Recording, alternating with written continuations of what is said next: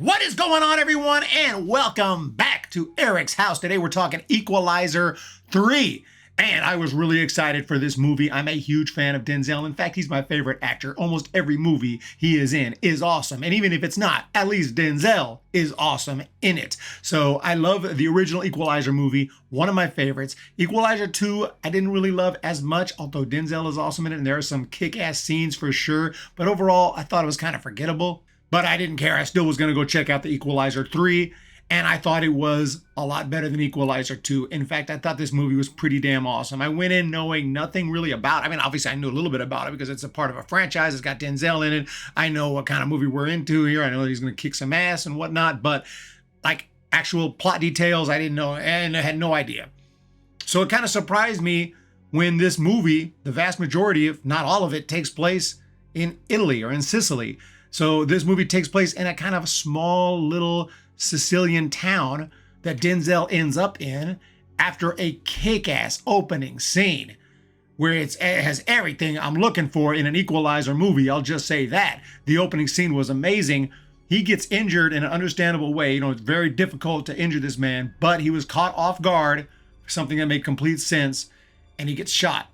And he ends up having to get medical care in this small town. He's kind of stuck there for a while, but he ends up loving it, embracing it. The people are so great. And unfortunately, there's a little bit of a crime element in this small town, a mafia crime element. These people are bad people. These are people who are wreaking havoc on the town. Denzel's trying to turn the other cheek. He's trying to stay quiet, but it's very, very difficult. And finally, enough is enough. Time to kick some ass. And of course, he offends some other people, some relatives of the mafia, some higher ups, and shit hits the fan from there. And that's really the vague details of the plot. Maybe not so vague, but no spoilers there. That's what happens here in this movie that sets this movie off. And I thought it was really cool. And I thought it was really interesting to see him kind of try to settle down into this town. He's kind of injured and just him acting like a normal human being and not kicking ass for a while. And a lot of this movie is that. And some might think it's kind of slow, the middle portions of this movie where not a whole lot is happening. He is obviously observing what's going on, but I thought it was thrilling. I thought it was really cool just to see him observing what's going on, trying to keep quiet, but you know what he's thinking because you're thinking the same thing. Like, these assholes, man. I just want to see him put a bullet in their freaking heads. And you're just waiting for it to happen. It's really suspenseful. You don't know when he's finally going to bust out. And it actually makes perfect sense that he's trying to be as patient as he can because he doesn't want to blow his cover here. He's just trying to fit in. He's thinking he may stay here for the rest of his life.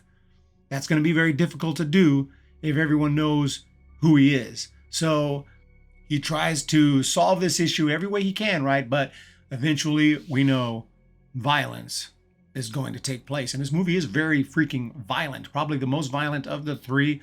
I mean, there are some practically horror elements in this movie with some of the bloodshed. I mean, it is hardcore and realistic in that way because that's what it actually looks like when you blow someone's brains out. There's like blood and guts and brain fragments everywhere. Okay, that's how it actually would be. So yeah, this movie doesn't hold back as far as that goes.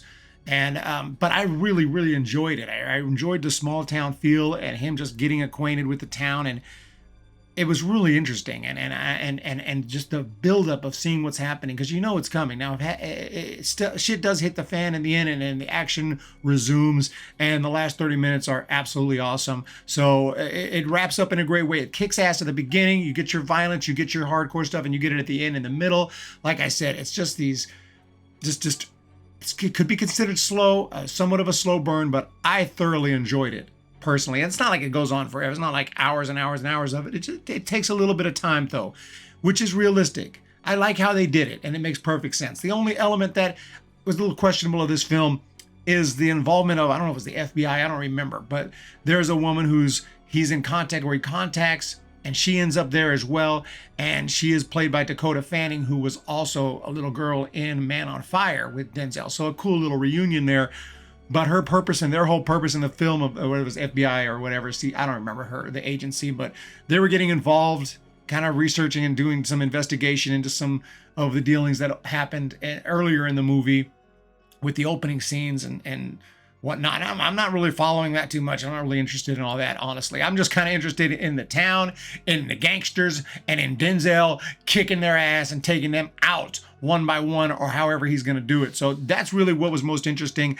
Dakota Fanning was okay in the movie. There's a couple of cool scenes with her, and but just the entire CIA, FBI, whatever the heck that was, getting involved in their investigation, I kind of was not really following exactly what was happening. So I may need to watch it again, and maybe it'll be a little bit better and a little more clear.